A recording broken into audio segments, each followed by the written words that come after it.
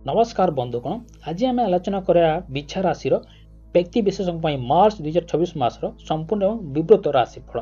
मन रखु ये मसटी कौन से साधारण मस नुहे बर ग्रह मान एक अत्यंत विस्फोरक और परिवर्तनशील खेल यह मसरे आरंभ होगा जाऊे।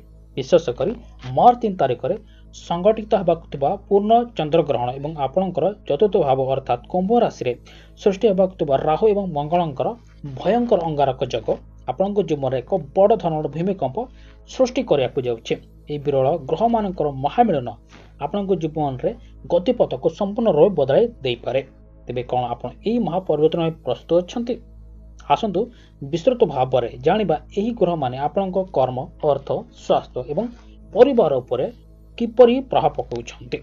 तो प्रथम आलोचना करिबा आपणकर कर्म चाकरी एवं कैरियर विषय। देखते कि आपणकर कर्म क्षेत्र अर्थात दशम घरे सिंह राशि में मार्च 3 तारिख दिन पूर्ण चंद्र ग्रहण संगठित होगा जाऊे। आम जदि ज्योतिषशास्त्र अनुसार देखा तो दशम घरे आपणकर ग्रहण कर्म क्षेत्र एक आकस्मिक और जीकांतरिक परिवर्तन स्पष्ट संकेत दूचे। जो माने निजर वर्तमान चाकरी अंत्यत असंतुष्ट अच्छा संतुष्ट नहांती से हठात चाकरी छाड़ी एक नूतन पथ अपणाई पारते। यही समय ऑफिस रे राजनीति अत्यधिक वृद्धि पाइब। तेणु निजर गुप्त शत्रु मान सर्वदा सावधान रुहतु किंतु निराश होवार कौन कारण ना। कारण अष्टम भाव अष्टम घरे विद्यमान थिबा देवगुरु बृहस्पति मार्च 11 तारिख में मार्गी होगा जाऊे। जो मैंने गवेषणा चिकित्सा ज्योतिष किंबा विदेश जड़ित व्यवसाय कर विपुल एवं अप्रकाशित सफलता निहाती मिलक जाऊे। एवं जदि आम नजर पड़े आपंकर आर्थिक दृष्टि यह मासटी आपण मिश्रित फलाफल प्रदान करने जाऊे। कारण चतुर्थ घरे राहु एवं मंगलकर उपस्थिति कारण घर गाड़ी किंबा जमीबाड़ी मरामती बाबद हठात बहुत टंका खर्च हो पारे। नूतन भूमि किणा बिक्रा क्षेत्र में कौन सी तरबरी आप निष्पत्ति नियंतु ना। तथापि बृहस्पति शुभ दृष्टि एवं मार्ग अवस्था कारण आपण को आकस्मिक धन लाभ पूर्व अटक रही बीमा एवं किंबा पैतृक संपत्ति अर्थ लाभ होबार संभावना तैयारी होउछे।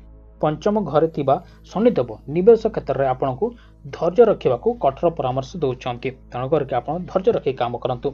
शेयर बाजार रे केवल दीर्घकालीन निवेश आपण को सुरक्षित लाभ देव। तेणुक आप जिते निवेश करुँच देखी चाहे धैर्य रखिकी निवेश करंतु जहाँ बहुत भल रहिबो। स्वास्थ्य प्रति यह मासरे आपको यदि कहबी तो देखते कि आपको सतर्क और जत्नवान रहा बहुत जरूरी होचे। कारण आपणकर चतुर्थ घरे सृष्टि होउथबा विपर्जनक अंगारक जग आपण छाती हृत्पिंड और रक्तचाप उपर सीधा सड़क नकारात्मक प्रभाव पकाउछे। कार्यर अत्यधिक चाप जग मानसिक अशांति और उत्कंठा वृद्धि पाइपे जहाँ आपण निद्रा रे व्याघात सृष्टि करिवो। या सहित पंचम घरे आपणकर पंचम शनि उपस्थिति उदर बा पेट जनित समस्या आपन जीवन में देखादेव। तेणु बाहर तेल मसला युक्त खाद्य संपूर्ण वर्जन करंतु। निजर राग और क्रोध उपर आप नियंत्रण रखंतु एवं प्रतिदिन किसी समय आप ध्यान और जग करंतु जहाँ बहुत भल रहा शरीर और आपंकर मन पाई।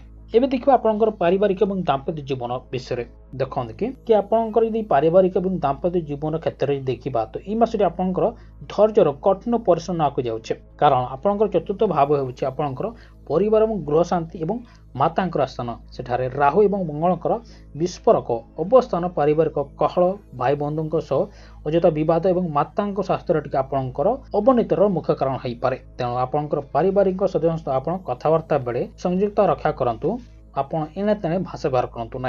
अन्य पक्षरे मार्च 2 तारिख में प्रेम एवं सौंदर्यर कारक ग्रह शुक्र निजर उच्च राशि मीनर प्रवेश करुछन्ति। पंचमर शुक्रंकर यही उच्च स्थिति प्रेम पाई एक दाम्पत्य जीवन में थिबा समस्त तिक्तता को दूर कर एक नुआ आशा संचय तैयारी करने जाऊे। देखते कि अवैध युवक युवती मानक विवाहर नुआ प्रस्ताव मिल पारे किंतु शनि प्रहार से संपर्क स्थिर होगा किसी समय और परीक्षा देवाक आपको निहाती पड़ो। आपको ए सहज मिलना ना। शेष में आम देखा यह मासरे आपंकर जितके सब नकारात्मक शुणिले से केमी वंचित हे। देखते कि आपंकर नकारात्मक प्रभाव कमाई और ग्रह मान शुभ फल पाइबापी किसी सहज उपाय आपको कहीदे। देखते कि मंगल और राहुंकर अंगारक दोष शांति प्रति मंगल दिन आप प्रायत जल किंबा नई किसी मसुर डाली पकातु।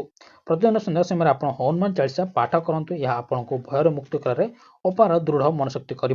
आर्थिक समृद्धि घर दक्षिण पूर्व दिगरे प्रतिदिन संध्या समय एक घी दीप जालतु एवं कर्म क्षेत्र में बाधा दूर करने रास्ता बा बुला कुकुर मान नियमित खाइबा को दियंतु। ଯେକୌଣସି ଖରାପ ବା ଅଦରକାରୀ ଇଲେକ୍ଟ୍ରୋନିକ୍ ଜିନିଷକୁ ଆପଣ ଘରୁ ତୁରନ୍ତ ବାହାର କରିଦିଅନ୍ତୁ। ଦେଖନ୍ତୁ କି ମାର୍ଚ୍ଚ ମାସଟି ବିଛା ରାଶି ପାଇଁ ଏକ ରୂପାନ୍ତର ଏବଂ ପରିବର୍ତ୍ତନ ମାସ ହେବାକୁ ଯାଉଛି। ତେଣୁକରି ଆପଣଙ୍କର ଗ୍ରହମାନଙ୍କର ସ୍ଥିତିକୁ ଦେଖି ଭୟଭୀତ ନ ହୋଇ ଆପଣ ଧୈର୍ଯ୍ୟ ରଖି ନିଜକୁ କଠୋର କରନ୍ତୁ ଏବଂ ଶୃଙ୍ଖଳା ଏବଂ ସକାରାତ୍ମକ ଚିନ୍ତାଧାରା ନିଜ ଜୀବନକୁ ଆଣନ୍ତୁ। ଈଶ୍ୱର ଆପଣଙ୍କର ନିଶ୍ଚୟ ମଙ୍ଗଳ କରିବେ। ବନ୍ଧୁଗଣ, ଏଥିରେ ଆଜିର ଭିଡ଼ିଓ ରହୁଛି। ନମସ୍କାର।